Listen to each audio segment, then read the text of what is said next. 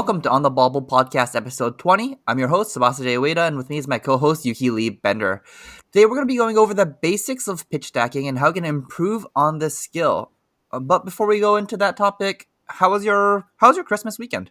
Yeah, it's been pretty good. I have a cousin visiting who's been living in Japan for the last 4 or 5 years, and he came back with I think they just got married, so I guess his new wife. So that was really nice to see them and just kind of like catch up with friends and family and take some rest, get caught up on work. So I didn't really like go anywhere or do anything too exciting. It was a lot of like just small gatherings, but that was kind of nice. How about you, Jay? I played a lot of poker this last weekend, like Christmas Day, Christmas Eve, New Year's Eve, just a lot of poker, like every other day. Nice. Yeah, that sounds like a lot of fun. Any Flesh and Blood lately, or not so much? No, not at all. I'm like not prepared for Pro Quest 3. Or, like that's how I feel right now. It's coming up in like 2 weeks. We're recording on January 2nd right now, and the first Pro Quest I'm going to is on the 14th. And I'm like, I need to build a deck.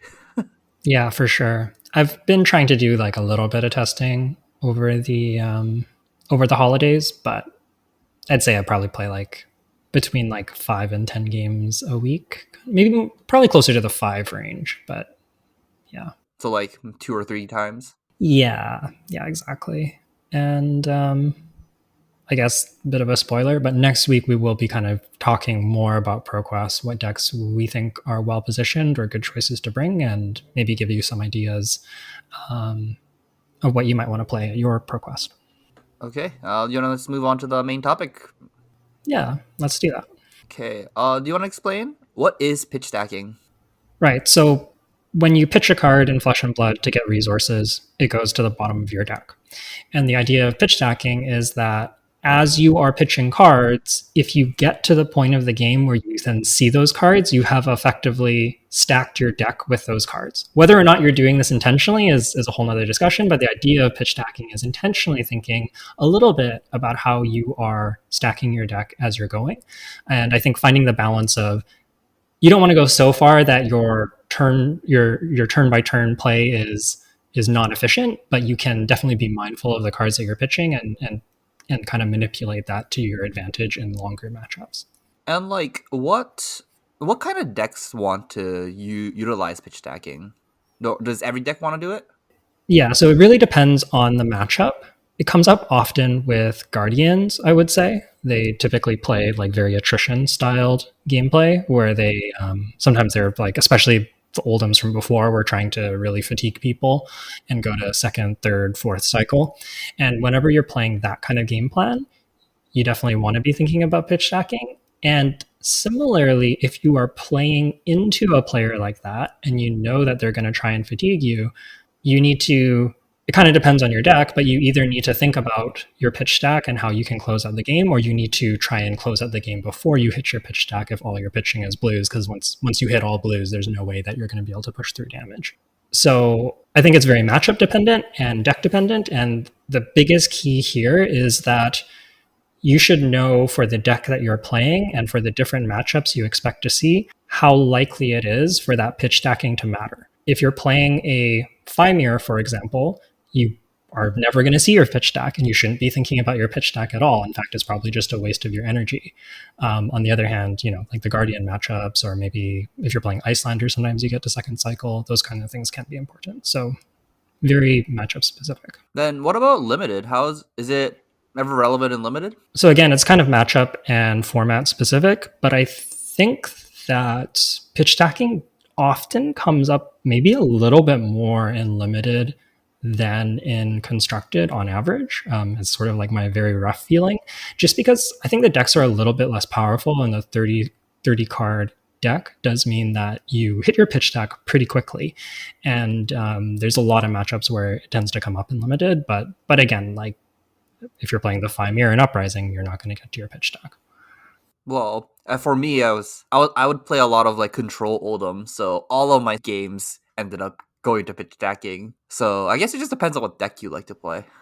Yeah, it definitely depends on the deck that you're playing. But I guess what I mean by it coming up more often in limited is that a lot of decks in certain matchups kind of need to get scrappy in limited, and like you might find yourself as an Azalea player. Sorry, as a like if we're thinking Tails with Oldhim, you could think of yourself as like a Lexi player or a Briar player, needing to think about your pitch deck or at least how many threats you have in your deck when you're playing against Oldhim, who's trying to block you out.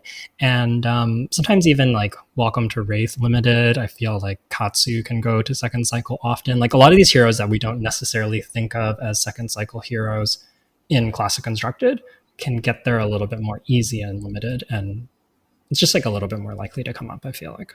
Yeah, like even Reinhardt in WTR, it feels like it gets to that pitch stacky, like the scrappiness quite quickly. Yeah, and I think a lot of it is just because the decks are less powerful, and yeah, you can't always close out games super smoothly, and sometimes depends on the format, but sometimes you really need to think about how you're doing that. For me, like Monarch is really the format where I think about this a lot. Like a lot of the decks in Monarch kind of need to have a plan of how they're going to close out the game, and if you don't, you can just sort of not do anything and get fatigued, especially with Levi and Chain, both of the Shadow heroes, because they kind of go through their deck quickly. Okay, then you want to go into more of the specifics? So, like, what's the first thing to think about when we are pitch stacking? Right. So I think the very first question that we kind of mentioned already is how likely is it for pitch stacking to matter in this matchup? I think it can vary from like not at all to extremely important. So, like in an aggro mirror, it's probably not at all. In a guardian mirror, it would be extremely important. And then I think there's sometimes like minor importance. For example, sometimes in the past, playing Lexi into Guardians, you don't really want to go to second cycle, but understanding what is left in your deck and how much longer you have, or like how many threats you have left to try and close out the game is really important. And knowing that maybe my bottom deck is all blues, or I have like a couple yellows and reds on the bottom that I had to pitch in some key spots, and I have like 2 good turns once I hit my pitch deck, and after that, no good. So I think you really kind of want to know beforehand how important the pitch deck is in that matchup. From there, there's kind of like a few different key concepts for pitch stacking, I guess. Kind of, we'll go over like all of them in broad strokes, and then we'll go into detail on each of them. So the most basic is probably pitching a specific card that you might need in the late game. There's also the idea of pitching hands together. So specific groups of cards that play well together, you might want to put to the bottom of your deck. So when you get there, you have a good hand. You could pitch a specific win condition or combo. There's a few decks that actually really rely on the pitch stack to end the game. And there's also the idea of the opponent's pitch. So there's kind of like a lot to dig into here, and we're going to go through each of those in a little bit more detail to help break it down. Okay, let's go through the most simple one first. Let's talk about just like the single card that you're pitching. Do you want to do constructed first? Yeah, so I'm sure there's other examples, but sometimes in the Icelander mirror, if you're both setting up like frost hexes and insidious chills or amulets or energy potion, there's a lot of setup that can happen in that matchup, depending on how people are approaching it. And if that's happening, often pitching your channel Lake Frigid for second cycle is more effective, because that's when you are trying to take your opponent's hand with all your discard effects and really take over the game and get tempo. And channel Lake Frigid is most effective in those scenarios, and having it for that late game can be really, really important. Similarly, I've seen some Oldham's pitch channel Lake Frigid to like try and line it up with, say, like a Dash's endgame with all their pistols, or maybe once again like an Icelander trying to combo off. If you can channel Lake Frigid when they want to Ice Eternal you, that can be pretty backbreaking if you can land it like perfectly the turn before. Yeah, I think one of the main cards would be like Hypothermia and Oldhim. Hypothermia is like a super easy card where it just works really well with like Winter's Wail. You can play it later. It's just typically blue cards that have really good utility in the late game is cards that are like the one card you want to pitch and leave in your deck essentially. What about in limited? Do we see this example of like just pitching a specific key card in limited very often? Yeah, I think so. Limited, the most common are cards that just have when this hits goes to the bottom of the deck, or when you do X goes to the bottom of the deck. Those are going to be very important in. They're going to be more relevant in the late game rather than playing them in earlier. So for Everfest, it was Evergreen. In other formats, there was like Overloop from Arc and Salvage Stop. They're both from Arc, actually. Was there a card? Oh, it was a Drono Brutality for WTR. I actually don't think there's any cards from Uprising, is there? Don't believe so. I guess not really exactly the same thing, but strategic planning can buy back cards occasionally, and sometimes you might do that. So, like um, I think about it in like Icelander. I have strategic planning back in Ice Eternal to like have a blue that can come in for, I don't know, 4 damage against Dromai or something. So there's like maybe some niche applications there, but I agree. It's mostly some of those older sets like Tails and Arc. Yeah. And I think it's going to be very important when you are trying to like fatigue your opponent or if your opponent's trying to fatigue you. So Azalea mirrors with the salvage shot, they become really important because some of the games end up in a fatigue what's it called? A draw because of fatigue, where both player end up having no more cards in their deck and that game naturally ends in a draw. And to prevent that, you just need to make sure you save your salvage slots for the late game so you can consistently hit with them to keep on putting them back to the bottom of your deck. So in these examples, like Overloop Red and Salvage Shot Reds are just going to be super important. And same with like Evergreen Red, where you get to Arsenal and play Evergreen from your Arsenal, then it goes back to the bottom of the deck. Then you can use it as another threat to force your opponent to block, essentially.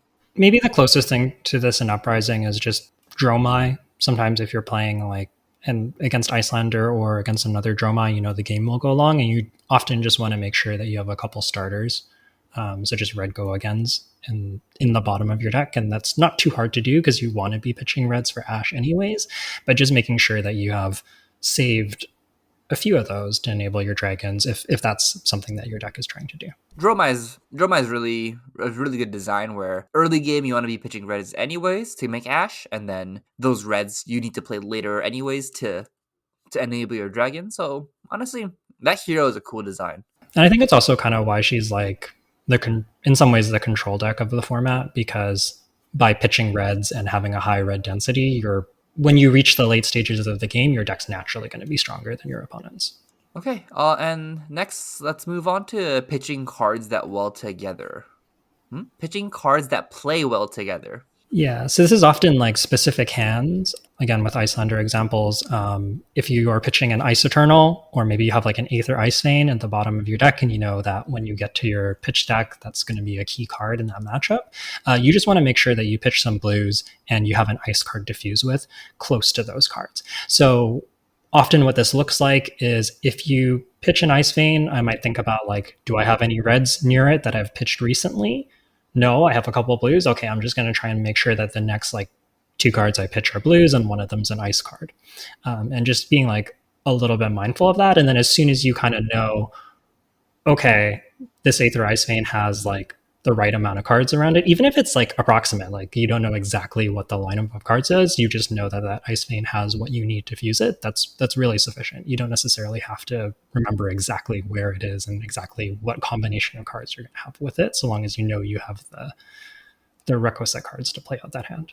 Another example would be something like Pummel, and any 2 cost red, or if it's Oldham, just any cheaper attack, where if you just have red Pummel with those cards, you get to really disrupt your opponent late game. So, pitching CNC and Pummel together and then making sure it's a blue and have your tunic up or 2 blues. It's just gonna be game breaking at the late stages of the game. Yeah, for sure. And I think another example where we saw this was actually Starvo. Starvo was really trying to pitch just all 3 elements together, right? So you just kind of try to cycle through them so that you have a ice, a lightning, and an earth on the bottom together as much as possible. And then your hand will probably work out and you'll probably fuse, even if you don't have like, even if you're just drawing into like evergreens or something, like that's still pretty good when you get to second cycle. I think my favorite was just like when I was playing that deck, I would be like, okay, earth, lightning, ice, earth, lightning, ice, and just like if you just do those 3, no matter, even if your opponent breaks up your pitch stack by like trying to like mill top card of your deck or make like not make use your hand properly, something like that, you still get to have all three elements in one way or another, no matter which part of the pitch stack you end up in. And if all of your Earth cards all tend to be 3 attacks in that deck, so it just that deck was gross late game too. Yeah, I think the common thread is that the Guardians are very good in the late game and often like to go to second cycle. Yeah. Then let's talk about pitch stacking combos together. So like base I guess this will be more of like full on combos of like this is your whole game plan from the beginning of the game, right? So this will be talking about someone like Chain. Do you want to go into that one? Yeah, so probably the most simple one is Seeds of Agony chain, where you put together a whole bunch of Seeds of Agony and Rift Binds and make sure that you have like all blues that you're going to draw into. Then you banish all your seeds and Rift Binds, and you get to have one or two really big turns. We saw this kind of evolve as Chain lost Seeds of Agony and the pitch deck become a little bit more complicated than that. But Chain always, just due to how he functions, just always a hero where you really want to be setting up those last cards and thinking about having a really powerful turn where you have multiple action points, multiple attacks, and resources to pay for it all. And I think the cool thing about Chain is that this even applies to Chain in limited. I think that even in draft and sealed, you're going to be pitch stacking in endgame with Chain. Like he's a great hero for learning how to kind of do this, pitch a win condition or pitch a combo to the bottom of your deck. Yeah, I feel like these kinds of decks are one of the spots where pitch stacking becomes like a main portion of your deck. So you need to be aware of even including how many cards are left to hit your pitch stack, how many draw steps um, you are gonna go through to hit your pitch stacks. It's gonna be very important for that stuff, and you just need to make sure that the pitch stack is, how do I say it? Like be aware of how many turns you have until you hit your pitch stack, and exactly with Chain, how many soul shackles you need to make or not make to hit that pitch stack efficiently. Yeah, absolutely. And I think that this is also like, this is something that gets brought up often, sometimes to address bad matchups. Is they go, oh, maybe you can pitch stack this end game, and it's definitely worth thinking about. But I think there is like a little bit of a trap here where not all decks are great at getting to second cycle, or sometimes if you're playing against an Oldham and you're worried about fatigue and you need like a very specific combination of cards in a very specific order, that's really hard to pull off. And if you just aren't doing anything on the first cycle because you're too busy pitch stacking, he's just going to hit you, and then all of a sudden you're just getting killed rather than fatigued. So just this is something to look for and something to do, but just make sure that it's something that your deck is built to do, and it's not usually it's not something you do spur of the moment. It's something that you've planned in your deck building. Yeah, a lot of the times the trap of like, oh, we can beat this fatigue deck by putting 4 cards together. That's not easy to do on your first cycle, which means you have to do it on your second cycle or even third cycle. And the decks that let you get that far will not let you play a regular game of Flesh and Blood on your third cycle. Definitely be careful there. I guess like another common, maybe one more example of this that we used to see and still sometimes see is Icelander if they're going for a Frost Hex combo. So we kind of talked before about pitching like an Ice Eternal or an Aether Ice Vein fused, but you might have something very specific like I'm pitching back to back, like Aether Ice Vein fuse, and then I'm going to have the setup for the Ice Eternal that's in my arsenal, for example. Or I'm going to do Ice Eternal my turn, Ice Eternal your turn, and that's just going to blow them up. These kinds of setups like are becoming a little less popular as bull, like the Wounded Bull Icelander is kind of like the way that most people play the deck, but still sometimes comes up, and just sometimes you might have like a sequence of 2 or 3 hands that's closing out the game rather than just an individual hand. I feel like that just might be like due to the meta of why that's the case. After Pulse of Eisenloft got banned and Oldham's fatigue strategy got a little bit worse, I feel like the meta got a little bit faster and more tempo based. So all the decks that was in the top tier of the metas tended to be faster, like FaB being able to, kill you in 4 turns. Like that's not even close to hitting your pitch stack. as well as Icelander being more tempo heavy to, counter that. Oldham's not playing Pulse of Loft, so taking out the Oakenold, so no need to go to the second stack and just put pressure on first cycle. And I think because of that, like, there's gonna be less in the current meta. There's gonna be less need for a pitch stack because there are less decks that want to get to the pitch stack. Yeah, absolutely. I think there's a number of reasons that we could see this shift away from that combo, and yeah, who knows? Maybe it will come back at some point. Yeah, we just need like one control deck, and like maybe Arachne, from outsiders might be able to do some kind of a control deck with more relevant pitch deck, which I would love again. Yeah, definitely possible. Let's move on and talk about how much we have to be aware of our opponent's pitch deck.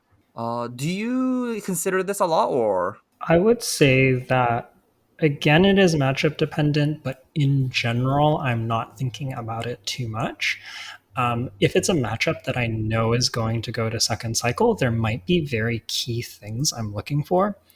Um, for example, maybe I see all the Oakenolds getting pitched. Although often this will get crown seeded away, so you can't see it. But if they are pitching like a bunch of reds to the bottom for an Oldham deck, I'll kind of take note of that. Or if there's like a really key card like a Blood Rush Bellow in Rhinar, and I'm expecting it to be a really grindy game, and we might get back to that Blood Rush Bellow, I just kind of want to know roughly when I'm expecting to see that again, so I can hopefully have some way to disrupt that turn. I think it's really important is to also know your own deck, and if you have disruption available to prevent people's pitch stack combos too. So this will be mostly the ice heroes that gets to do this right now with like Channel Lake Frigid or Hypothermia, Icelander's ability to give a frostbite. But some decks, if you don't have ways to disrupt your opponent, even if it's as simple as like a pummel, tracking your opponent's pitch stack can be very inefficient. I think that's the way I want to say it. Where just because you know your opponent's going to have a combo turn, but if you can't stop it or do anything relevant to affect how your opponent's going to play, not really useful information, if that makes sense. Yeah. And I think that's a real key with pitch stacking is kind of thinking about what pieces of information are going to be important in that matchup for you to remember.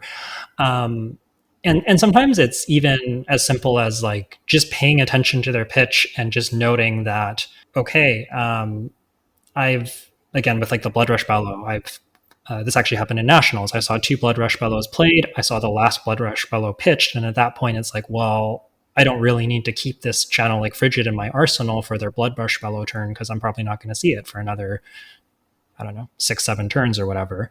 And just being aware of kind of that like threat density, I think is like often more valuable than exactly what hand your opponent's going to be drawing into.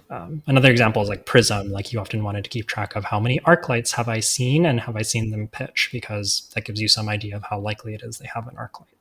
As we keep on bringing back to this, but it really is dependent on the matchup. For me, last season I was playing a lot of like the Pulse of Eisenloft, Oakenold, Pitch Stack Oldham, and in that matchup, it was very important for me to basically memorize my opponent's deck and my own deck, where I know if there's like a specific card I need to watch out for, where it is in their deck and which hand they draw it on. So you can properly line up like a Sink Below against their Pulse of their Pummel. So you can line up the D reacts to their Pummel, so you can block out the attack and basically force them to arsenal it or force them to rot that card in their hand. You keep on doing that, and then you start to edge out in the late game.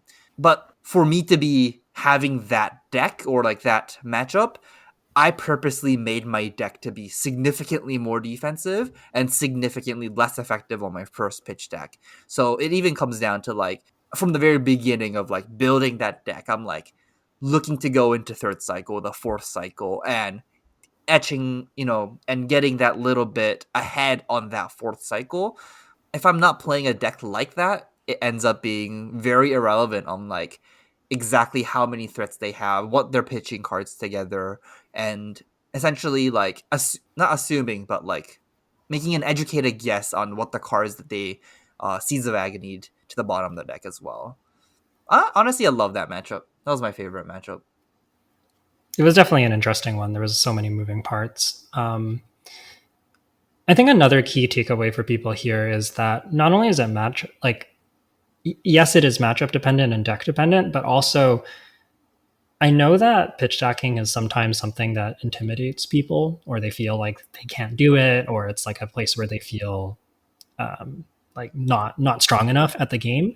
And I think that like it is a more advanced concept, and it's for some decks it can be kind of important, and then for other decks it's really not that important. And I think you should just like kind of be mindful of where you're at with that. If you've mostly been playing like Fi and Briar, there might be a really good reason that you're not used to thinking about your pitch stack, and it's because it doesn't come up. And I think what you would find is that if you start playing decks like the Guardians that do need to pitch stack, you'll as you start to work on that deck and as you start thinking about it, you'll naturally get a little bit better at it. And often it's, especially if you're just aiming to like make sure that you have good hands on your second cycle, it's actually not super hard to do with a little bit of practice. So you know, I'm not at the level that Jay is, where he can memorize his opponent's pitch stack and his own pitch stack. I can't do that, but I'll often kind of have a rough idea of what I'm going to be drawing relative to my opponents, and sort of like if that lines up well or not. Yeah, well, that just comes because you don't like you never liked Oldhim. You try and stay away from Oldhim, and then you just don't get to that third cycle games that often, right? Yeah, exactly. Yeah, so it really depends on decks, which decks you like playing, and I like control, so I end up with a lot more controlling second cycle, third cycle decks. I start the game on chain, and I loved like memorizing my own pitch stack. But when you play chain, you don't have to memorize your opponent's pitch stack at all, because the game you deck out before your opponent hits your second cycle. Yeah. Yeah, so like that, it's just like it really is a function of how your deck plays versus your opponent's. And sometimes even my like super control Oldhim deck, I didn't really have to memorize my Fi opponent's pitch stack because they shuffle it away. They just don't get there because of so many different reasons. If you really want to improve on pitch stacking, I think the best thing to do will be to play control mirrors. Play decks that want to get to pitch stack often against decks that want to get to their own pitch stack often as well. And then you'll naturally improve on that skill. Basically, practice makes perfect. I think that's just like the easiest thing to say. Yeah, and that maybe transitions us nicely to our final topic here, which is just what are some tips for people looking to improve at pitch stacking, or like what are some ways you can go about improving at it? Because I think a lot of people talk about what it is, and sometimes how to actually get better at it is not always clear besides just practicing. So I guess one that I really like is when you're starting out, it's okay to be a little bit less precise with what you're tracking. You don't need to remember every single card. That's okay. And in fact, I'm often kind of at that point right now. Like I'm often not remembering every single card. You might just think about things like very broad strokes. Is my pitch stack good or bad? How does my pitch stack compare to my opponents? For example, I've had Icelander mirrors where I go, well, I know I'm going to draw into Aether Ice Vein Fuse, Aether Ice Vein Fuse. My opponent's pitching all blues. I don't really need to remember more than that, other than okay, if we get to second cycle, that's probably going to be very good for me. And I probably want to make sure I have some Ice Eternals. So you can just kind of have some like kind of general feelings about your pitch stack rather than like a specific memory of what's in it. And that can sometimes kind of ease the load of how much you're trying to remember.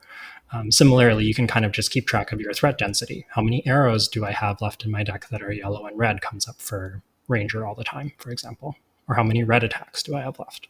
Yeah, or even if you're practicing it in limited, just thinking of like, because in limited you're gonna be so light on very premium attacks. If you end up pitching one of your premium attacks, being like, okay, when am I gonna draw this card?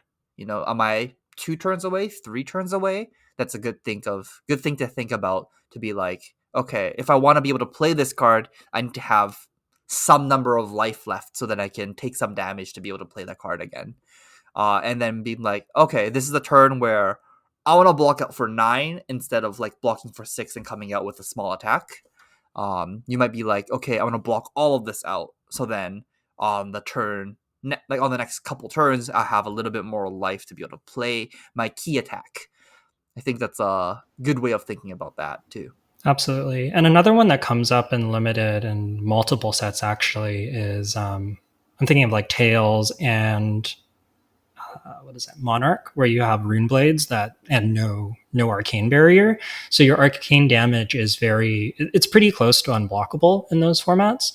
And because of that, you can sort of keep track of something like my deck has 12 arcane damage in it before the game even starts. And then as you're going through your deck, even if you haven't been keeping track of it like in your pitch, you could sort of say, well, I've seen this much arcane damage in my discard, so I have this much more remaining, and that can maybe give you an idea of like how much more damage you need to leak to be able to close out that game. Another thing to help you with pitch stacking is just like look at your graveyard, see what you've played, see what cards you've pitched, or like if you can like have like a vague idea of like what cards you pitched to play cards, or mostly memorizing which reds you've pitched to play cards, because those are going to be key turns for your stack. Because if you don't think about your pitch stack at all, you end up pitching just you late game you'll end up with the hands with like 4 blue, then 4 blue, which in some decks, like if you have hands like that, you'll end up just not being able to do anything and lose. So just being aware of like this is a turn I've pitched, a red and a blue would be even like that's like the probably the most basic place to start when you think about pitch stacking is like where my reds are in my pitch stacking. And again, like identifying the role of pitch stacking in that matchup is super important because in some matchups, like do I want to give up 1 damage to pitch this red to the bottom of my deck? Maybe yes, maybe no, and it really depends if you think that red on the bottom of your deck is going to be important or not. If you're not expecting to get there, you probably want to get every single point of value you can. If it's a longer game and you know that you're going to need that to push through, then maybe that's worth it. And just things to think about. Is there any specific like not drills but like anything that you do to try and get better at pitch stacking? Yeah, so I think one really easy way to improve, besides just like thinking about it, like I think the more consciously you're thinking about it and noting key cards, the better you get at that. But aside from that, other tools you can use is often at the end of the game, especially when I was learning this skill, I would kind of try and figure out like where I think my pitch stack is and just roughly cut to it. Or you could even just kind of draw hands, be like 4 card hand, 4 card hand, and then you go, okay, at this point, I think my pitch stack is now, and then you draw and you see how close you are. And that's just sort of like a good way to practice that really doesn't take much time, but can give you some good reinforcement. Similarly, once you've done this and you've found your pitch stack, maybe just take a moment to look at your pitch stack and what kind of cards are down there and say, are these playable hands? Yes or no? And the takeaway from that could be any number of things. It could be, okay, wow, I really need to win before I hit my pitch stack, or okay, maybe I should have been thinking more about my pitch stack in this matchup and pitching a couple of reds so I have playable hands. So kind of depends on your role in that matchup, but definitely worth considering. I see on the notes here it says Kano endgame combos. What do you mean by this? Oh, yeah. So sometimes Kano against Guardian, if they're trying to fatigue you, you need to get to your pitch stack and have some kind of endgame pitch, hopefully involving like tomes and drawing into blues and then trying to do some combination of Aether Wildfires and Blazing Aethers at the end of the game to finish them off. And personally, one thing, I'm not perfect at this, but one thing that I found really helps for me when I'm trying to remember an intricate, like something so intricate like this, where it's a lot more than 4 cards, it's kind of like a whole sequence of them, is thinking about how I'm going to sequence that turn rather than the specific cards. So for example, I might think about like maybe my pitch stack is Aether Wildfire followed by a tome, and then I have 2 blues, and then I have more stuff, and I'm just going to try and remember, well, I need to Kano twice and then play my tome, and then I'm going to Kano once more, and then I'm ready to go off, or something like that. So I found that like remembering, I found that sequence of like, what am I supposed to do with these cards easier to remember than just like the exact order of all the cards. So something you could try if you have like something really intricate to pitch deck. I don't know. I don't know if there's many other heroes that have to do that in the game right now, but it could come up. No, I think it's just Kano right now. Yeah. Because most of the other decks just like can't really interact with the top cards of your deck other than maybe like drawing one extra card. Mhm. And I think the other hero that could have done it was like, or that you had to be aware of something like that would be Chain, and that one's LL'd. So Yeah. So maybe mostly a Kano thing, but who knows? Could come up in the future for other heroes as well. yeah, I think Kano is like one of those decks where if you practice that deck a lot, you just naturally get good at pitch stacking and like just like the concept of that of like trying to memorize the top card of your deck after specific cards you've pitched. The nice thing about Kano too is you can kind of the deck is very easy to goldfish, so you can just kind of play solitaire with just yourself, where you kind of play your hands out, and it's not going to be this. It's not going to be a substitute for playing a real game, but it can help you with those specific end game sequences and seeing if you can remember the pitch deck and everything. And expect it's going to be harder when you're playing with an opponent, interacting with them. They're taking a while thinking about their line, like all of that makes it more challenging, but it's definitely something you can goldfish and practice if there is a very specific sequence that you're trying to pitch deck towards. And same thing for Chain, I would say, like you can actively practice playing out your hands and thinking about where your pitch deck is. And I know a lot of the Chain players even have like math on it in terms of how many cards you play and what's shackle, and am I pitching cards that I'm drawing, or am I pitching cards that are going to be shackled away, and all of that. So if you do have a deck that's really intricate like that, just know that part of being able to do that in a tournament situation or even in an armory is just having the practice and the reps behind it to know. Yeah. So you don't have to think so much during the game. Yeah, I think you brought up a good thing with Chain where you said people math it out already. Just if you have decks like that, making sure you know the math before you even start playing the game is will help you a lot. Like if you know, oh, I can at Shackle 6, at Shackle 7, I'm already at my pitch deck and the first two cards I've pitched is gonna be part of the cards I mill. Is gonna be like a good shortcut or an easy shortcut to get better or even make it easier for yourself at mastering the pitch deck. I think yeah, I have just one last question on this topic. So people are talking about playing different versions of your cards to try and like mark where your pitch deck starts. What do you think about that? So I guess I'll give a better example. So for example, with the History Pack 1, we got white bordered English cards. So playing, let's say, a black bordered E Strike, a foil E Strike, and a white bordered E Strike to make it easier to know where your pitch deck starts. What do you think about this? It is not something that I've personally tried because I like to have my decks be uniform. And in particular, like with foils, you can sometimes run into trouble. That being said, you can do this without foils, right? Like you could have like a foreign language card as your third copy instead of a foil. Yeah. But in general, I think that if you think that this is something that helps you, then it's totally fair game. But I don't think you should feel like you have to do this or you're missing out or that it's necessarily or required. Yeah. I'm on the same boat. I think if you can memorize which version of the card you've pitched, if you see that card for the first time and if you already saw two other copies of it, you can also just be like, this is where my pitch stack starts.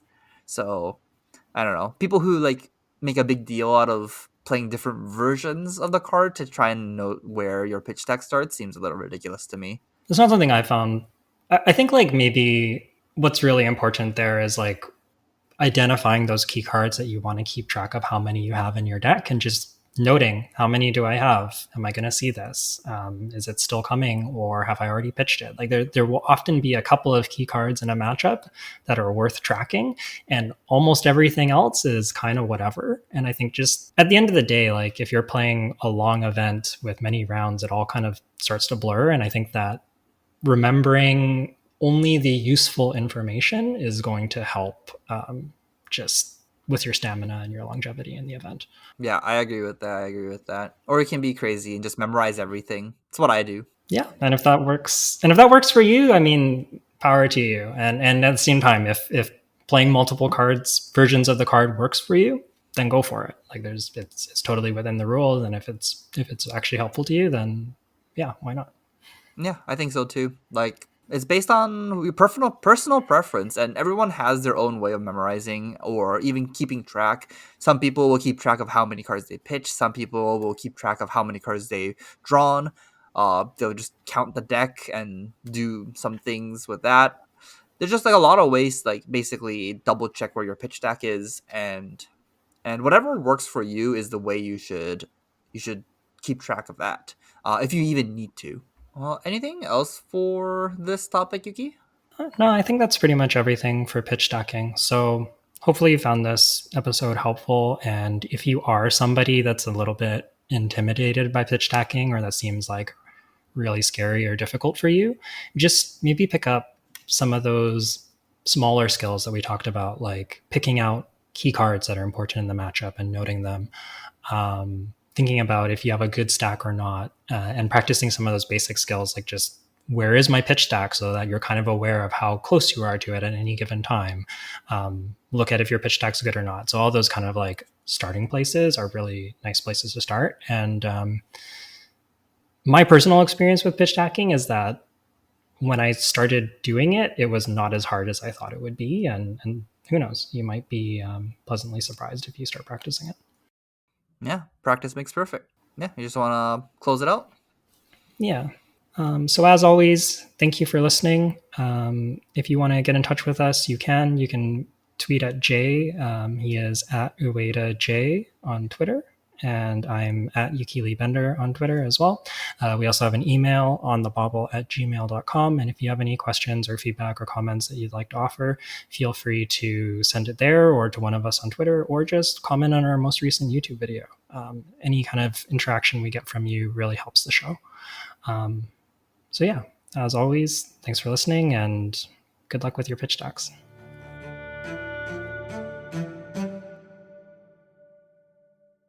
I remember now. The price spikes on Flesh and Blood cards, the market. Like neither myself or Yuki is like an expert on the FaB market, but did you know the recently this week, Fendel's Spring Tunic spiked to $270? Um, I did not, but I feel like I've seen comments about how expensive certain cards are, so maybe that contextualizes it. I thought it was just like the usual, like L's are expensive, but I guess it's extra expensive right now by the sounds of it. Oh, okay. So I'm looking at TCG Player right now. We have a WTR Rainbow Foil Tunic. The lowest listed is $284.99 USD. Yikes. I think Yes. I remember I think I remember Nia also talking about someone buying, it was either Eye of Ophidia or Heart of Findle for like 500 Canadian dollars. So maybe same idea Uh, there. Currently, Eye of Ophidia on TCG Player is $400 right now. That's the lowest listed, including shipping. There's like one for $399.95 plus shipping, or $400 plus $1 shipping. And there's only about two of them on TCG Player right now Yeah. for that price. So right. So I know that neither of us are experts in this area, but what do you think about this? It's it's really bad to try and get people in the game. Whereas before it would be like $800 for a deck. I'll be like, yo, just it's like cheaper than modern. Just try it out. Now that like Command and Conquers are reaching what, $80 each, I think, US. You oh wow, never mind. History Pack 1 lowest listed is $97 for Command and Conquers. Yeah. So I don't definitely know. agree that it's not great for the game to see prices so high. Um, I feel like we've seen, maybe not to this level, but we've I feel like I've noticed kind of like a general ebb and flow that as we go into like a PQ season or a new set, or like people are like gearing up to play the game, it gets really expensive. And then towards the tail end, so like maybe not when we're like in Outsiders spoilers and everybody's getting excited for Outsiders and getting ready for that, but like just before that, often the prices are a little bit lower. I hope that they come down a substantial amount, but Yeah, I don't but know. typically that just has to do with when History Pack 1 got announced, right? So when reprints gets announced, then they start to go down a little bit. But before that, it's always like quite expensive. Art of War now is $60 US each. E strikes are about $40 US each. So all these staples are just really really expensive right now. And actually, the thing I wanted to ask was, do you have multiple tunics, or just do you have your one? I have two tunics because I bought one and then I opened one and I just felt like it was a card worth owning two of. Fair enough. Are you with this recent price spike? Are you gonna think about selling them or just keeping both of them? Maybe. Now that But if I sounds like a sell no it, to then I have to me. buy a if I sell it, I have to buy another one later. It's so much work. Wait. Why do you have to buy another one? You already have two. Because maybe I still want to have two. Oh, that's pretty funny. Okay, I that don't makes know. It's sense. just like it's like fewer decks to it's like it I don't have to transfer it between decks quite as much if it's like that. And it also means I can lend decks more easily. So Yeah, that makes yeah. sense. That makes sense. Yeah, it's just ridiculous though. Like Flesh and Blood cards. I think in general everything is going up. If you didn't know, Everfest cards are significantly more expensive, at least for the playable ones. Like Swing Bigs are hitting about $14 each. This rounds on me is like $15 each. Storming Gloomvale has always been somewhat expensive, but like Rain Razors are almost $9 to $10 each. Yeah. Yeah, it's we need a I guess we need an Everfest reprint. Yeah. I mean, so I assume that this is probably happening because the cards have been out for a while and the game presumably is continuing to grow. I've heard maybe not, even in our area, we've had some decent growth, but I've heard like some people in the US say that they've had like influxes of like 20, 30 players sometimes because like people have been quitting Magic. Or at least they're trying Flesh and Blood to take a break from Magic. And yeah, so hopefully that's overall a good sign for the game, and hopefully, if these prices stay so high, we can get some much needed reprints sooner rather than later. Hmm. I do think we have History Pack 2 announced though, right? So maybe that will help a little bit for at least for I guess like Monarch to Everfest. I'm assuming is what it is. Yes, but the problem is cards like Command and Conquer and Enlightened Strike and Art of War. I don't think Yeah, those three cards are getting reprinted in HP2, which is why these cards are so expensive. Where I think the yeah, cards that are in contention to get reprinted, they didn't spike, but the cards that aren't in that wave of reprints is spiking.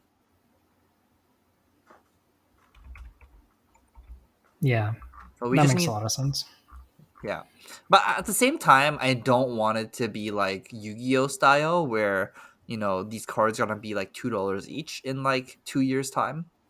I do just wish that they're gonna be at least somewhat pricey, so like my collection doesn't become worthless.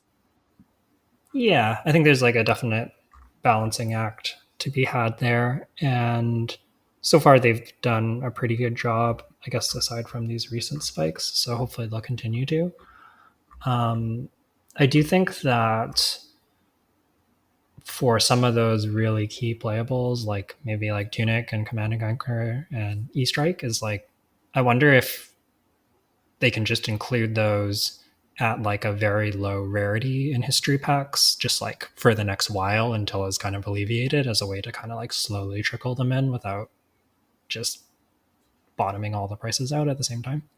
Yeah, that would make sense. Or honestly, if they become like a like what is that tournament called? Skirmish promo. That'd be sweet if they have like a top 8 Command and Conquer skirmish promo, or like a Art of War skirmish promo with like a different art. Then they'll be like, then they're like dumping a bunch of them out, right? Like there's gonna be like an extra 500-600 copies in the market. Yeah, that's true. And it's a pretty controlled way to do it. They can, depending on how many they think that they need, they can decide how many copies get distributed. Yeah, make it top 16, top 8, whatever they need to do to like to lower the prices from like $100 to like $70. Yeah, absolutely. And even if those special promos ends up being like a little bit more expensive as like a fancy version, if they're fairly exclusive, like maybe only the winner gets it or top two get it or something. No, I think at that Um, point it's not gonna affect the market enough. They need to like dump like yeah, eight they copies or more per event to be able to like even affect the prices. yeah, that's probably fair. Yeah, it's gonna be like coal foil silver tokens. Like just dump them. Make sure everyone gets them.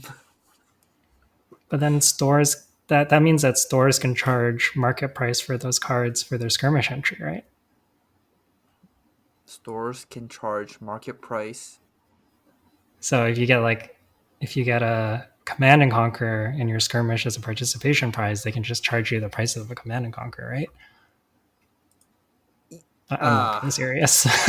I hope that's not the case, but I guess they could do that. Yeah, I'm That hoping would that be that that doesn't would be happen, but awful. it is a potential side effect that I just thought of just now. Okay, you know what? That is something that is very possible to happen, which is a little bit gross. But yeah, you're right. You're right. That would not be a good thing. Yeah, I don't think it'd be every store, but I'm sure Yeah, there'd so be there'll be at least a few. somewhere.